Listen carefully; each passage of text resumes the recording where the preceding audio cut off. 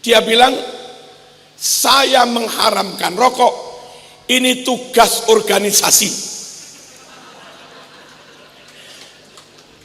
Sosialisasi tentang fatwa haramnya rokok. Kalau urusan pribadi, saya malah setuju dengan rokok. Al-Quran. Andai tidak ada umat Islam yang hafal Quran, sungguh nasib Al-Quran nggak beda dengan Injil, nggak beda dengan Taurat. Di sana mudah sekali pendeta memalsukan Taurat, memalsukan Injil, yuharrifunal kalima amma wadhi'ih, yuharrifunal kalima, yuharrifunal kalima amma wadhi'ih. Mereka mudah memalsukan kalimat-kalimat Injil. Kenapa Injil mudah dipalsukan? Karena memang nggak ada orang hafal Injil. Pendetanya pun nggak ada yang hafal.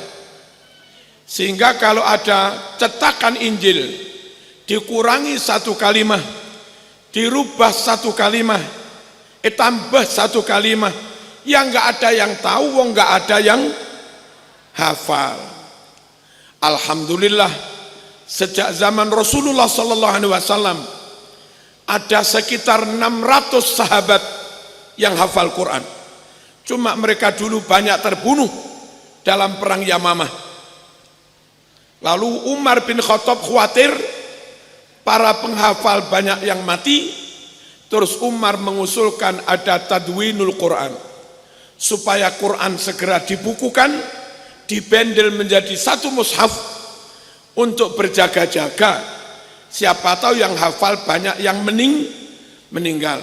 Nah, karena dari awal Allah mentakdir banyak sahabat yang ahli khat, diangkat Nabi menjadi kutabul wahyi, dan ada banyak sahabat yang kuat hafalannya, hamilul Quran, hufadul Quran, sehingga Quran senantiasa valid dan akurat. Perlunya ditulis, barangkali ada hafalan yang salah, disemak, ditashkih, dikontrol dengan Quran yang tertulis. Barangkali ada pencetak nakal merubah-rubah Al-Quran, maka ribuan yang hafid Quran itu mengontrol, barangkali ada tulisan yang salah, sehingga ada tulisan, ada yang hafal, dua-duanya saling mengontrol. Dulu saya ingat di Madiun ada orang membeli Quran mushaf di toko kitab, ternyata di dalamnya ada yang palsu. Dibawa pulang, dipakai tadarus di bulan Ramadan, pakai speaker. Nah, di kanan kiri musola kan ada orang yang hafal. Begitu bacanya salah, yang hafal langsung menegur, "Mas, enggak begitu." Nah, di Kristen mau membaca Injil salah benar, ya enggak ada yang negur, enggak ada yang hafal. Disitulah maka tahfidzul Quran punya peran penting dalam upaya inna nahnu nazzalna dzikra wa inna lahu lahafizun. Allahumma shalli ala sayyidina Muhammad. Lalu ada beberapa teman muslim sebetulnya, tapi mungkin iri mau hafalan nggak bisa, lalu mengkritik para penghafal Quran. Kritikan mereka begini, apa gunanya hafal Quran nggak ngerti maknanya, nggak ngerti tafsirnya, apa bedanya dengan kaset? Seakan nggak ada gunanya kalau sekedar hafal tapi nggak ngerti maknanya. Padahal jangankan hafal, baca saja nggak hafal, itu meskipun nggak ngerti maknanya tetap dapat pahala, tetap jadi ibadah. Semua kitab-kitab tentang ulumil Quran, baik lil Imam Suyuti atau di Tibyan fi adabi hamalatil Quran, atau yang agak modern lah Subhi Saleh, Manak Koton, dan yang lain-lain. Semua dalam mentakrif Al-Quran mesti diakhiri dengan kalimat al-muta'abbad bitilawatih. Mesti kalamullah al-munazzala ala sayyidina Muhammadin sallallahu alaihi wasallam, al-makru bil lughatil arabiyyah, al-maktub bainat dafataini, al-mabtu bi suratil Fatihah wal mukhtatam bi suratin Nas. Mesti diakhiri kalimat al-muta'abbad bitilawatih. Semua ulama apapun madhabnya bersepakat tilawatul Quran, baca Quran itu dinilai ibadah. Al-muta'abbad bitilawatih. Dan Rasulullah SAW terang-terangan, baca Quran tak oneng maknanya ganjaran pun. Man qara'a harfan min kitabillah falahu hasanah wal hasanatu bi asri amsalihha. La aqul alif lam mim harfun, la, lakin alif harfun, lam harfun, mim harfun. Mandene pesera orang oneng nek paneka qara'a ambaca peseraman harfan satu huruf min kitabillah dari Al-Quran. Siapa yang baca Al-Quran satu huruf, falahu hasanah, dia dapat satu pahala. Wal hasanatu bi asri amsalihha, satu pahala itu akan dilipatkan 10 kali. La aqul, bukan ku maksud alif lam mim satu huruf, bukan. Lakin tetapi alif saja satu huruf, lam saja satu huruf, mim saja satu. Orang gini, auzubillahi minasyaitonirrajim, alif lam mim sadaqallahul azim, dapat 30 sudah. Oneng maknanya, kita oneng. Kula ta oneng Gus Amak, kita oneng Gus Ayub, kita oneng. Kiai-kiai sekelas Kiai Basori Alwi di Malang, dan kalau tanya, nah apa makna? Apa? Enggak ngerti Kiai. Wong sekelas tafsir Jalalain saja, setiap ada kalimat alif lam mim ha mim ain sin qaf, mesti dia bilang enggak tahu saya. Wallahu a'lam bimuradih. Allah sendiri yang tahu maksudnya. Artinya si mufassir itu juga enggak tahu. Alif lam mim yang kita pada enggak tahu maknanya, itu lo tetap dapat pahala. Berarti kesimpulannya, baca Quran ngerti maknanya ajos, nggak ngerti maknanya ya tetap dapat pahala. Kita nggak setuju kalau ada orang apa hafal Quran nggak ngerti maknanya, kayak kaset. Ya beda mas dengan kaset. Kaset baca tanpa iman, ini hafidhin baca dengan dorongan iman, ya nggak sama. Kaset baca tanpa mandi jinabat, tanpa wudhu, ini mau baca mesti bersuci dulu, beda lah. Kaset baca tanpa niat lillahi ta'ala, kalau para hafidhin hafidhot itu baca mesti dibarengi niat, tetap beda. Kaset baca tanpa adab, lah kita baca pakai adab, ya tetap beda lah.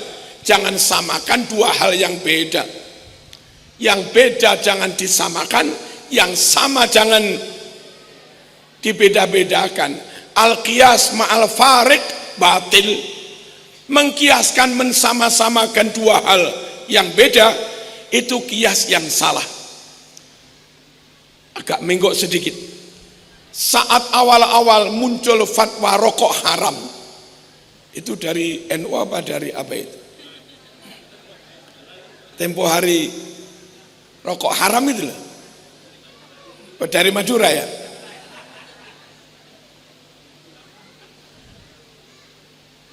kami diundang oleh IMM, Ikatan Mahasiswa Muhammadiyah, mewakili NU.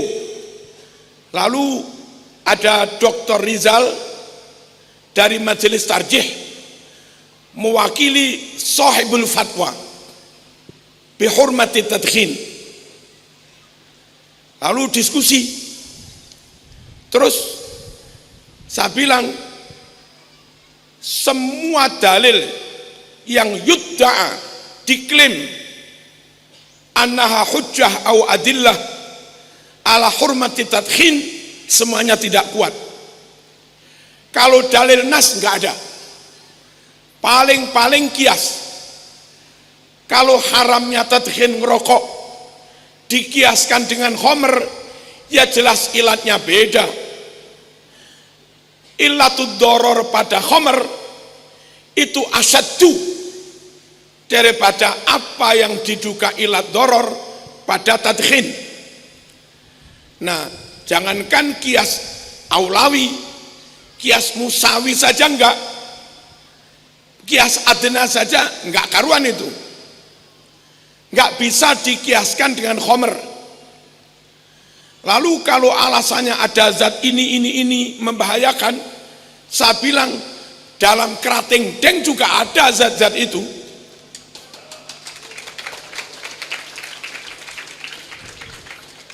Iya, dalam mie Indomie juga ada. Lah kalau alasannya ada zat-zat itu, ada zat aditif macam-macam, lalu Anda haramkan rokok, ya jangan diskriminasi. Sekalian semua jenis makanan, minuman yang mengandung zat itu haram semua sudah. Rokok haram, Indomie haram, kerating den haram. Yang kuning itu apa? Extra jos haram. Itu sekalian sudah. Sprite haram, Coca-Cola karuan sudah. Kalau ilatnya sama, satu Anda haramkan, satu tidak, berarti Anda diskriminatif, nggak boleh. Allahumma shalli ala sayyidina Muhammad.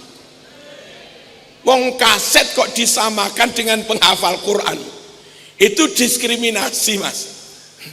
Menyamakan hal yang beda atau membedakan hal yang sama. Selesai diskusi, terus ya'ti daur litorhil as'ilah, ada tanya jawab.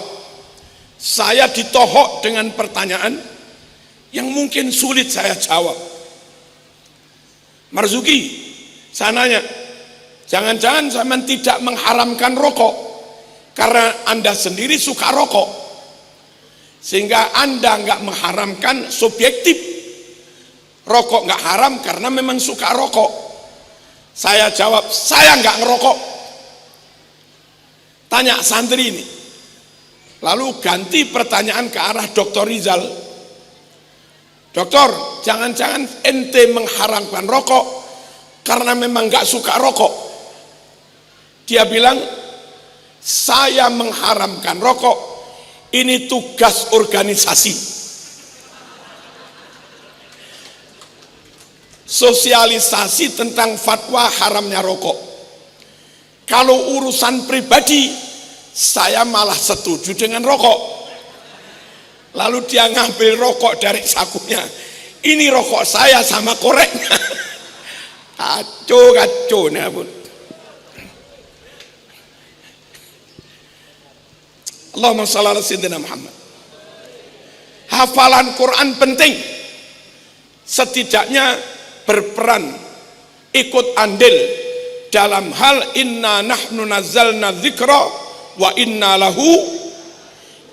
nahnu nazzalna dzikra wa inna lahu lahafidun. Kami, kata Allah, yang menurunkan Al-Quran dan kami pula yang menjaganya. Allah itu satu, tapi pakai mutakallim ma'al ghair. Bukan Allah banyak, bukan. Apa? Allah berkomitmen menjaga Al-Quran, tapi mengertilah melibatkan kita. ngajak panjenengan untuk menjaga Al-Quran, dan panjenengan terpilih Allah, diajak Allah untuk bareng-bareng menjaga Al-Quran lewat hifdzul Quran, lewat tahfidzul Quran, yang mana isim fa'il dari hifdzul Quran itu ya hafidhun. Inna nahnu nazzalna dzikra wa inna lahu lahafidh. Sungguh mbak-mbak yang hafidhat, mas-mas yang hafidhin, benar-benar istimewa, spesial. Bagi Allah sampean sangat istimewa. Bagaimana tidak? Dipilih Allah, diajak bareng-bareng menjaga Al-Quran. Dipercaya Allah, diajak bareng-bareng menjaga Al-Quran. Jarang loh orang dipilih Allah, jarang loh orang diamanai Allah, dipercaya Allah, bareng-bareng tugas menjaga Al-Quran. Dan lebih jelasnya, lebih sharihnya, Nabi mengatakan ahlul Quran ahlullah wa khassatuh. Ahlul Quran ahlullah wa khassatuh. Orang yang ahli Al-Quran, ahli khatnya, ahli tafsirnya, ahli istiqomah bacanya meskipun gak hafal, atau ahli hafal, semua yang ahlul Quran itu menjadi keluarganya Allah. Wa khassatuh, dan menjadi orang-orang yang diistimewakan oleh Allah. Namanya orang istimewa, keluarga sendiri. Orang lain masuk rumah mesti notok isti'zan. Keluarga sendiri masuk saja. Orang lain mau masuk diperiksa. Ahlul Quran, mbak-mbak, mas-mas ini tanpa hisab sudah. Seheran kan? Jamaah tahfidz dari Medung, abo langsung pun diperlakukan khusus, khassatuh, mendapat perlakuan istimewa. Di bandara enggak istimewa, ya lewat pemeriksaan, pulang lewat, berangkat lewat. Kalau yang istimewa pintu khusus. Nah, semoga mbak-mbak, mas-mas yang berhasil menyelesaikan 30 benar-benar diangkat menjadi ahlullah wa khassatuh tanpa hisab. Amin, Allahumma. Yang kedua, hadirin rahimakumullah, podo-podo menghafalkan Al-Quran, sama-sama menghafal Quran. Pastikan bu, anak-anak kita, kompoinah, keponaan kita, murid-murid kita yang ingin hafalan Quran hanya memilih pondok pesantren tahfidz Quran di lingkungan Ahlus Sunnah wal Jamaah yang tergabung dalam Jam'iyah Nahdlatul Ulama. Sekarang menjamur ma'had tahfidz Quran, sekarang menjamur rumah tahfidz Quran yang belum tentu NU, yang belum tentu Ahlus Sunnah wal Jamaah. Apa beda dan kerugian kalau kita memasukkan anak tahfidz di pondok tahfidz di luar NU, di luar Ahlus Sunnah wal Jamaah? Satu, kebanyakan ustadznya nggak bersanad, karena mereka berusaha hafalan itu lewat tutorial kaset, lewat tutorial HP.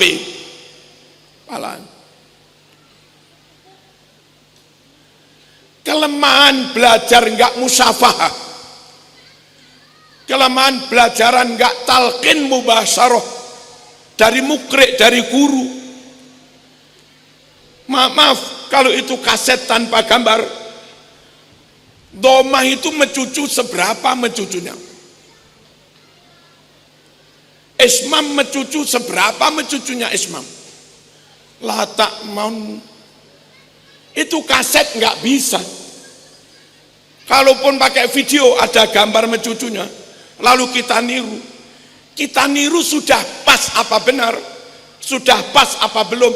si kaset video nggak bisa mentaske dah pas, nggak bisa. Beda kalau kita ngaji langsung tahfidz di hadapan mukri muhafid, guru langsung yang bersanad. Kita mungkin kurang pas, gurunya kurang dikit, angkat dikit lagi, tafkhimnya kurang dikit, tarkiknya kurang dikit, qalqalah kubra kurang dikit, sehingga khatam pas sudah. Kita dapat dari guru pas persis, guru dulu dapat dari gurunya juga pas persis, dapat dari gurunya Imam Hafiz pas persis, dari Imam Asim pas, dari Imam Amir pas, terus naik-naik dari Ubay bin Ka'ab pas, lalu Ubay dari Rasulullah juga pas, sampai-sampai Nabi bersabda, man ahabba an yaqra al-Quran kama unzil fal yaqra ala Ubay bin Ka'ab. Siapa yang ingin baca Quran persis bacaannya, fasohahnya, tajwidnya, jengkoknya, panjang pendeknya, ahwalul huruf, sifatul huruf, pengen persis, maka belajarlah kepada Ubay bin Ka'ab. Dan Ubay ini memang top, hafid Quran 30 juz, termasuk min afsahis sahabat, yang dalam hadis Bukhari dia dipercaya Umar bin Khattab mengimami tarawih 20 rakaat. Itu yang dipercaya ngimami Ubay bin Ka'ab. Nabi sendiri, kalau mbak-mbak, mas-mas baca Sahih Muslim, baca Sahih Bukhari, sesekali Nabi minta Ubay supaya baca Quran, sampai Ubay juga sungkan. Apa sungkan itu? Todus, Ubay, iqra aliyal Quran. Ubay, coba bacakan Quran, aku dengerin. Terus Ubay bilang, aqra alaikal Quran wa alaika unzil. Lah masuk sayang baca, wong panjenengan yang menerima jenengan yang menerima wahyu, mau kok saya baca? Apa? Saya juga suka uhib an asma min ghairi. Saya ingin mendengar bacaan dari orang lain, sekaligus ngecek si muridnya ini bacanya sudah pas apa belum. Sampailah pada kalimat fa kaifa idza ji'na min kulli ummatin bisyahidin wa ji'na bika ala haula'i syahida yauma idzi yawaddu alladhina kafaru wa asawur rasul law tusawwa bihimul ard wala yaktumunallaha hadis. Sampai situ Nabi langsung bilang kafa cukup pun cukup. Sini cukup apa cukup? Cukup ya. Apa? Cukup. Terus ternyata Nabi menangis. Kenapa Nabi kok suruh cukup berhenti? Nabi menangis. Nabi membayangkan gak kuat. Fa kaifa idza ji'na min kulli ummatin bisyahidin. Muhammad, bayangkan. Coba bayangkan bagaimana kalau setiap nabi, Nabi Musa, Nabi Nuh, Nabi Ibrahim, kami hadirkan untuk menjadi saksi vonis terakhir, saksinya para nabi. Ibrahim dalam, azar bapakmu, nggih, secara biologis bapak saya. Azar bapakmu mukmin apa kafir? Itu bagi Nabi berat menjadi saksi seperti itu. Kalau dibilang mukmin, wong nyatanya belum iman, maaf. Kalau dibilang mukmin, nyatanya belum masuk Islam. Kalau Ibrahim bilang kafir, dok neraka selamanya. Dan itu wakilah bapaknya. Nabi Muhammad, wajibna bika ala haula syahida. Muhammad, Anda nanti kamu juga kami hadirkan untuk menjadi saksi atas orang-orang ini. Abu Sufyan, Abu Lahab, Abu Jahal, terus Abdul Muthalib dan segala macamnya. Muhammad, Abu Lahab Pak Lek, nggih niku Pak Lek. Islam apa kafir? Terus bagaimana Nabi bersaksi? Islam ya Allah, ya bohong. Kafir ya Allah, masuk neraka. Enggak tega juga Nabi menyampaikan kesaksian kufur kepada Pak Leknya yang berakibat masuk neraka selamanya. Sampai ayat itu Nabi bayangkan, enggak kuat. Coba maaf. Ada alumni sini Gus Ayub yang tahu-tahu tanah sor masuk Kristen. Sampean sebagai pengasuh diminta jadi saksi atas semua alumni. Ini muslim surga. Ini muslim surga. Ini alusuna surga. Ini apa? Wahabi. Ya masuk surga tapi nanti dulu.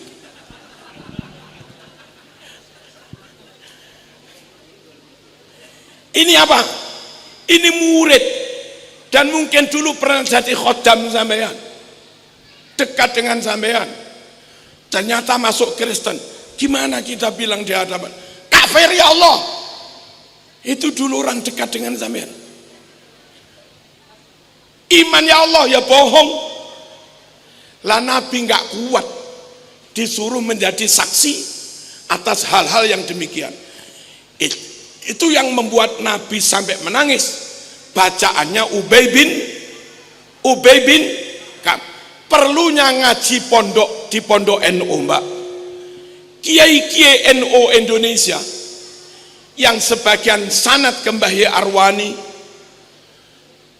naik, ada juga sanad dari Madura sini dulu. Dari Mbah Yai Arwani naik sampai Imam Hafiz.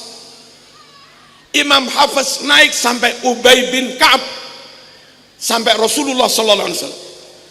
Para mukri, para muhaffiz, para kiai pengasuh tahfidz Quran di Indonesia itu rata-rata mensanad sampai Ubay bin Ka'ab, termasuk min afsahis sahabat.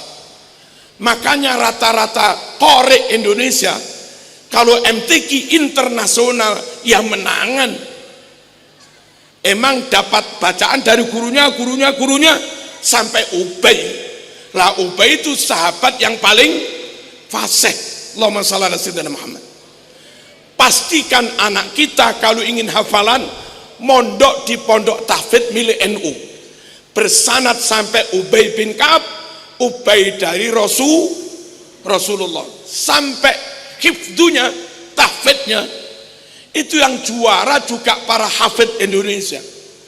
Untuk yang dewasa sepuh, seingat saya hafid terbaik internasional itu Gus Mun'im Pakis Pasir Malang. Yang putri anak IPPNO Trenggalek, putranya Ki Mukti Durenan. Terus tempo hari yang laki-laki lupa saya namanya, Zuri apa siapa. Itu apa? Hafid terbaik internasional. Pertanyaannya kenapa MTQ internasional senantiasa Indonesia yang terbaik, yang terfasih. Indonesia bersanad sampai kepada Ubay bin Ka'ab. Makanya pilih pondok NU untuk tahfidz Quran bagi anak-anaknya.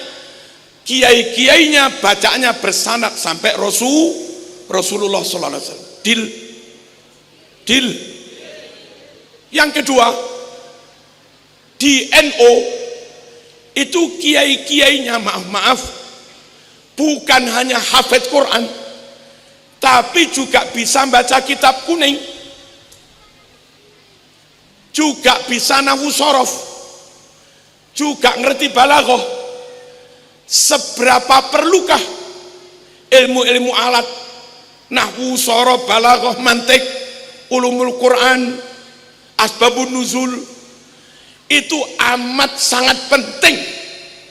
Kalau kita mondok di pondok tahfidz yang maaf di luar NU, terus mereka nggak ngerti nahwu sorof, mereka nggak ngerti balaghah, nggak ngerti mantik, khawatir selesai tahfidz diajak belajar terjemah Quran, memahami Quran, tapi secara harfiah, dan itu bahaya. Ada orang bilang, maaf, anjing halal, itu ya karena pemahamannya harfiah. Ada orang bilang tawassul musyrik, itu ya karena harfiah. Halo. Ada orang bilang Pancasila kafir, Indonesia negara togut, itu ya karena memahami teks Quran Sunnah harfiah. Nah, pondok-pondok NU Salafiyah Pasuruan, Sidogiri, Pondok Modung, Pondok Syekhona, Lirboyo, Ploso, Langitan, dan yang Asem Bagus, ini masayikhnya yang hafid Quran, bukan hanya hafid Quran, tapi juga menguasai ilmu alat untuk membedah maknanya Quran, ilmu alat untuk membedah maknanya hadis, supaya mampu menggali makna yang murad, makna yang dimaksudkan, makna yang dikehendaki. Contoh Allahumma shalli ala sayyidina Muhammad.